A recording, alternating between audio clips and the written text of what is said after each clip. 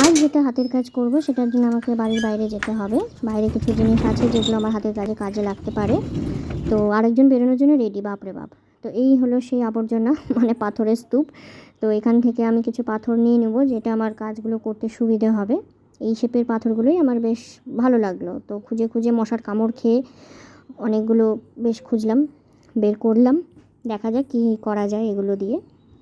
বসে পড়েছি রং তুলি নিয়ে। দেখে বুঝতেই পারছেন সবাই যে কি করতে চলেছি জিনিসগুলো দিয়ে।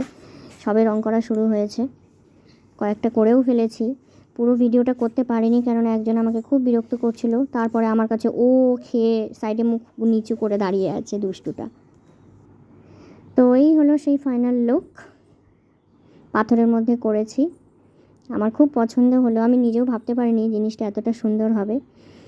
ম্যাডাম দাঁড়িয়ে দাঁড়িয়ে দেখছে যে আমি কী করছি বিছানার উপরে উঠে। এই বার্ডগুলোকে আমি দড়িতে আটকেছি, সেই ভিডিওটা আমি করতে পারিনি।